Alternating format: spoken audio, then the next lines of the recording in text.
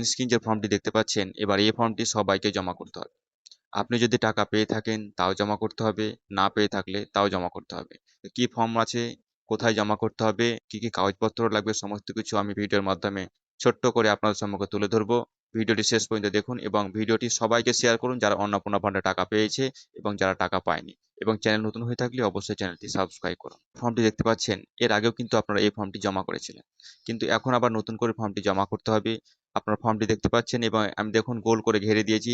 সেইখানে নতুন একটা অপশন যোগ করা হয়েছে, কিছু তথ্য আপনাদেরকে এবার দিতে হবে, যার কারণে সঠিকভাবে ভেরিফিকেশন করা হবে। যারা এই প্রকল্পের শর্ত অনুযায়ী অযোগ্য তাদের কিন্তু এবার প্রকৃতপক্ষে বাদ দেওয়া হবে। কিছুদিন আগে নতুন করে একটি নোটিফিকেশন পাবলিশ করা হয়েছিল এই অন্নপূর্ণা যোজনার কারা যোগ্য কারা অযোগ্য নিয়ে। সেখানে বলা হয়েছিল যারা প্যারা টিচার, সিভিক, আশাকর্মী বা সরকারি কোনো দপ্তরে কাজ করে তারা কিন্তু এই প্রকল্পের জন্য অযোগ্য। কেই নির্বাচন করার জন্য, তাদেরকে বাদ দেওয়ার জন্য যারা প্রকৃত যোগ্য তারা যেন টাকা পায় তার জন্য আবার ভেরিফিকেশন করা হবে।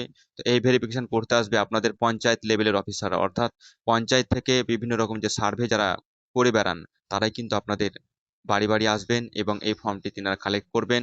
তো ভালো করে এই ফর্মটি আপনারা ফিল আপ করে রাখবেন। তো কোনো রকম অসুবিধা হলে অবশ্যই আপনারা কমেন্ট করে জানাবেন, আমি ফর্ম ফিল আপের একটা ভিডিও বানিয়ে দেবো যেন আপনারা সঠিক তথ্য সেখানে লিখতে পারেন। সেরকম কিছু কাগজপত্র লাগবে না, এখানে শুধুমাত্র আপনার যে ফর্মটি আছে সেই ফর্মটা এবং অনলাইন অ্যাপ্লিকেশন করার পরে যে একটি রেফারেন্স নাম্বার বার হয়েছিল সেই ফর্মের জেরক্সটা আপনি দিয়ে দিবেন, তাহলে কিন্তু আপনার তিনারা ফর্মটি অ্যাকসেপ্ট করে নেবেন এবং আপনি যদি আসলেই যোগ্য হন আপনি নিশ্চিত টাকা পাবেন, কেউ আপনার টাকা আটকাতে পারবে না। এই বলে ভিডিও শেষ করছি। ভিডিওটি বেশি করে শেয়ার করে দেবেন। ধন্যবাদ সকল।